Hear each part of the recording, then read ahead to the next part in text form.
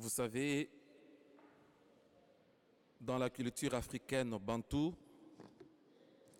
celle dans laquelle je baignais depuis toute mon enfance et celle que je connais mieux,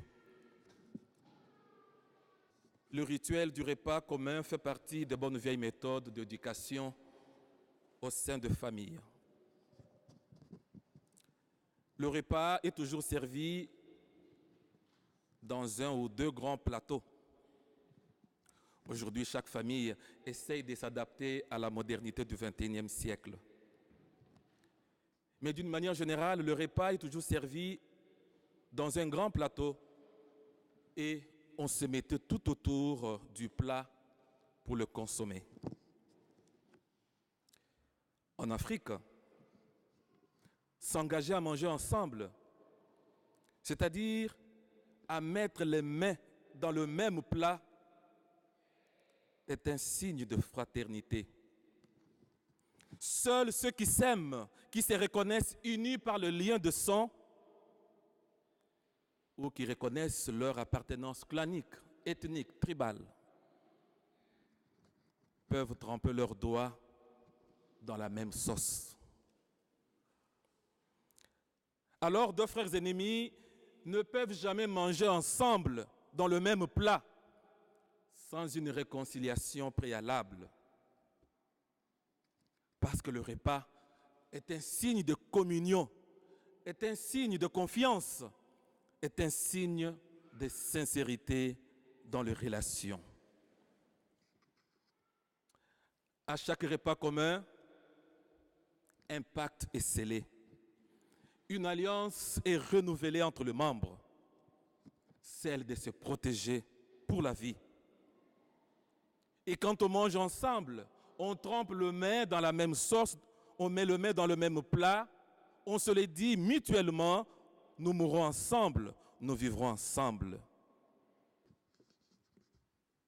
Et traité d'égoïste, celui qui aime manger seul son plat, loin des autres, sans vouloir le partager.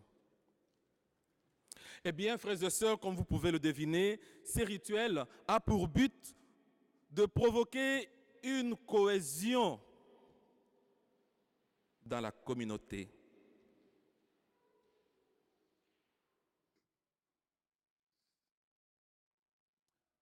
D'étancher au sein de membres qui se réclament d'une même communauté, d'une même famille, toute idée de discrimination et aussi de consolider les liens familiaux et amicaux. Le repas partagé, pris en commun, cultive entre les enfants et entre ceux-ci et leurs aînés le besoin de partage, le sens de la solidarité à tout moment et en toutes circonstances. Aussi, qu'on se le dise, ces repas forgent chez le moins dynamique l'effort d'adaptation au sein du groupe. Et autour d'un plat, pas toujours suffisant en Afrique, les plus dotés apprennent vite à penser aux plus fragiles, sous le contrôle bienveillant des aînés, qui veillent à la discipline globale qui régit le partage du repas sans violence. Frères et sœurs bien-aimés, si telle est la compréhension du sens du repas, dans nombreuses de nos sociétés, le repas eucharistique l'est aussi, mais seulement il est d'une manière intense, d'une manière parfaite. C'est ce que Jésus nous fait comprendre dans le mystère que nous célébrons aujourd'hui de son corps et de son sang. Par son sang versé, lui, Jésus, nous a obtenu une libération définitive. Son sang purifie notre conscience des actes qui mènent à la mort pour que nous puissions rendre à Dieu un culte digne. Le pain rompu, le vin versé deviennent par-dessus tout le signe de sa présence et de son amour au milieu de nous, en chacun d'entre nous. Jésus se donne. Il se donne en nous entièrement. Il dit, ceci est mon corps livré pour vous. Il nous invite alors à passer avec lui dans le royaume nouveau de l'amour partagé. Dans l'Eucharistie, Jésus offre toute sa vie et sa force à tous ceux qui veulent bien le recevoir. Et alors, nous sommes invités, chaque fois que nous célébrons le Saint-Sacrement, à pouvoir adopter de nouveaux comportements plus intègres. Car adopter les comportements les plus intègres est la conséquence d'une relation de communion personnelle avec Dieu. Frères et sœurs, seule l'Eucharistie peut changer nos cœurs et nous permettre de construire un monde plus juste, un monde plus fraternel, un monde plus honnête. Oui, tous les hommes éprouvent un besoin vital d'amour et d'espérance.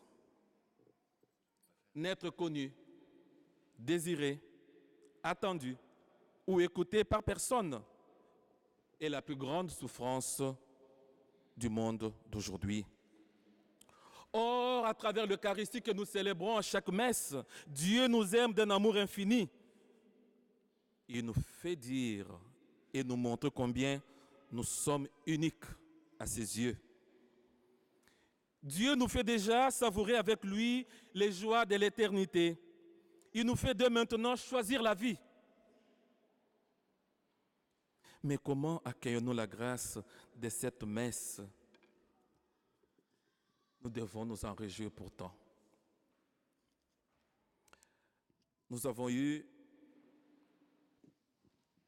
2 nuits de retraite avec ces enfants qui se préparent à leur première de communion. Je n'ai pas envie de prêcher, mais je voudrais que ces enfants nous prêchent. C'est bien beau, nous admirons, nous sommes venus nombreux. Mais est-ce que nous comprenons à chaque célébration de la messe ce qui se passe à l'autel?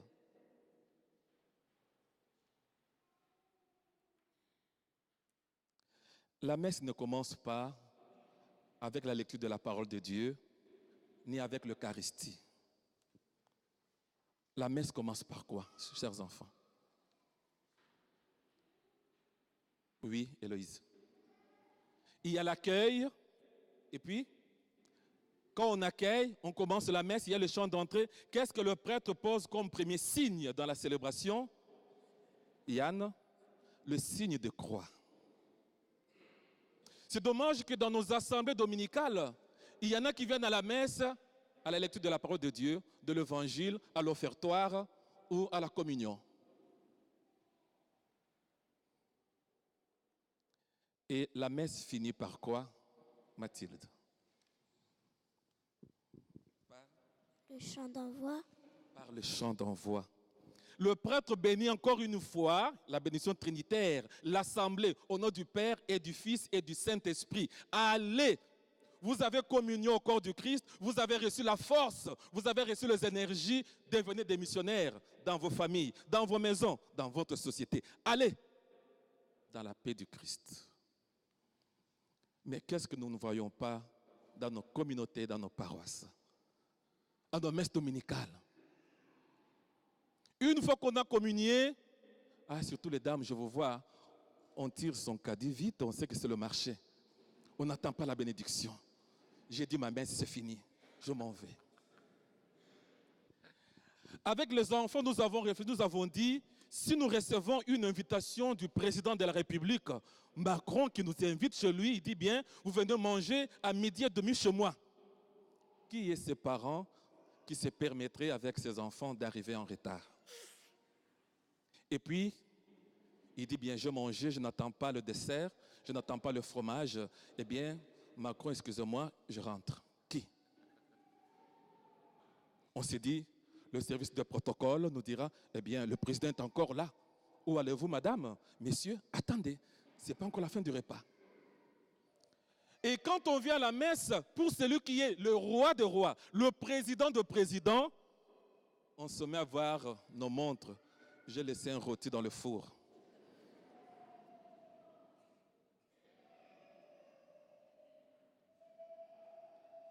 Nous avons vu avec les enfants que la messe, c'est le plus beau cadeau que Jésus nous a laissé. Pour que nous vivions chaque jour, à chaque célébration de la messe, le sacrifice qu'il a fait pour nous. Et à chaque messe, Jésus est présent, il offre sa vie pour nous, pour toi, pour chacun d'entre nous. Il y en a qui viennent à la messe, se mettent à parler, au lieu de prier, de se concentrer, d'entrer dans les mystères. Parce que ce qui se passe, les enfants, vous pouvez nous dire, de toutes les étapes de la messe, quel est le summum, quel est le point supérieur, quel est le sommet de tout, de toutes les étapes. Wesley. Pardon. La consécration. Très bien, c'est la consécration. Parce que pendant la consécration, il s'opère un grand miracle. Et nous, les humains, nous avons reçu ce privilège de manger au corps du Christ, de boire au sang. Privilège ni aucun ange n'a. Même les anges qui sont dans le ciel ne mangent pas au corps du Christ. Mais vous et moi, les humains, Dieu nous a donné ce merveilleux cadeau de manger au corps du Christ et de boire à son sang. C'est ce cadeau que ces enfants auront aujourd'hui dans cette messe. Mais comment nous accueillons ce corps du Christ, frères et sœurs bien-aimés? Moi, je l'ai appris de mes parents. Je l'ai appris de la catéchèse. Et c'est ce que je dis à ces jeunes gens, à nos enfants.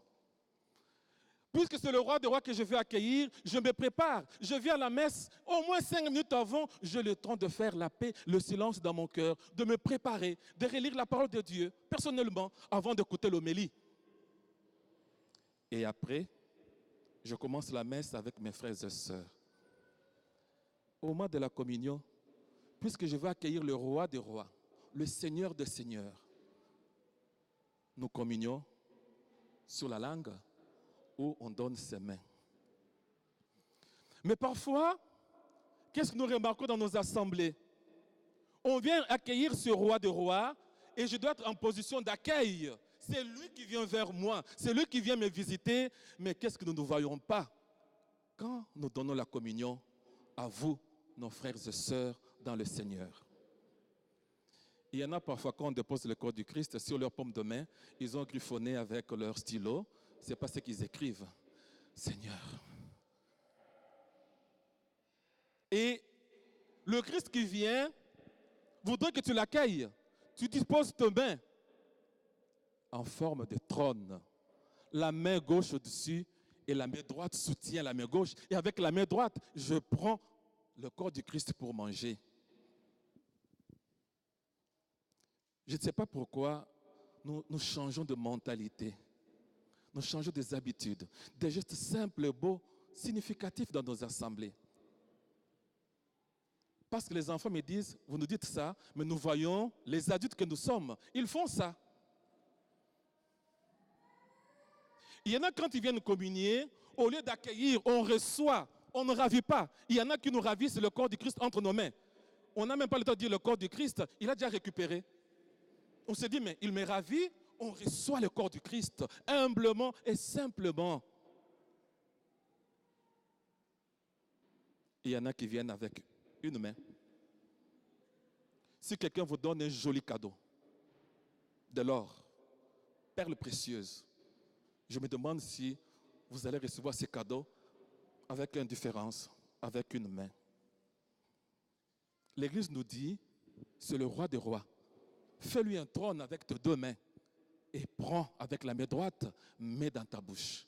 Ou alors, mets-toi à genoux, reçois ce corps du Christ sur ta langue. Il est le Saint des Saints. Changeons notre manière de nous approcher de l'autel, de cette Eucharistie. Il est là présent, ce n'est pas le prêtre. Ce n'est pas le prêtre. Avec les enfants, on a découvert qu'il y a des réalités visibles et des réalités invisibles qu'on ne voit qu'avec les yeux de la foi. Ce n'est pas le Père Emmanuel ni le Père Étienne, mais c'est le Christ lui-même qui descend dans notre assemblée à chaque messe et qui nous dit, qui te dit, ceci est mon corps, prenez et mangez. Ceci est mon sang. Voilà pourquoi on donne le corps du Christ sur la langue ou sur vos mains, on dit toujours le corps du Christ. Peu encore disent Amen, je crois, ainsi soit-il. Il y en a qui prennent, ils vous regardent méchamment, comme s'ils ne voulaient pas, comme si on a forcé de prendre. Mais quand on vous donne le corps du Christ, je dis Amen, je crois que c'est le corps du Christ, ce n'est pas autre chose. Un acte de foi. Ces enfants vont recevoir la première de communion aujourd'hui. Pour terminer, avec eux, nous avons dit que la messe est le chemin qui nous amène vers le ciel. Mais ce n'est pas n'importe quel chemin. C'est quel chemin, Stanley? Le chemin le plus sûr. La messe est le chemin le plus sûr pour aller au ciel. Pourquoi? Parce que Jésus a dit, je suis le bon pasteur, je connais mes brebis et mes brebis me connaissent. Il n'y a que lui qui nous sauve, il n'y a que lui qui nous protège. Le chemin le plus sûr que Dieu nous a donné pour aller au ciel, c'est la messe. Oui, rappelle-moi encore ton prénom. Le chemin le plus beau. La messe, c'est le chemin le plus beau pour aller au ciel. Il n'y a pas d'autre chemin. Si ce n'est le Christ, où allez-vous quand vous avez des problèmes? Quel chemin suivez-vous pour trouver solution à vos problèmes, pour trouver paix et joie dans vos cœurs? Il n'y a que la messe, la mère de toutes les prières de l'Église. Et puis, Rosiane. Le chemin le plus court. La messe est le chemin le plus court pour aller au ciel. Parce que le Christ est la porte. Le Christ dit, je suis la porte. Celui qui vient par moi entre et sort. Je suis la porte. Et nul ne va vers le Père sans passer par moi. Et la porte par l'excellence, c'est le Christ qui se livre à chaque messe, à chaque Eucharistie. Vous y croyez ou pas? Si vous y croyez, mes frères et sœurs, soyons humbles dans nos célébrations eucharistiques. Approchons-nous avec dignité, avec respect. Et agenouillons-nous devant ce grand mystère. Qui sommes-nous pour que Jésus descende, qu'il nous donne son corps, qu'il verse son sang pour nous? Nous allons prier pour ces enfants aujourd'hui et pour nous-mêmes. Que ce que nous célébrons aujourd'hui nous prépare jour après jour à cette noce que nous célébrons avec Jésus après notre mort. Quand nous terminerons notre pèlerinage ici-bas, eh bien, nous serons dans un bac de Dieu où il n'y aura ni pleurs, ni souffrance, ni grincement de dents. Amen.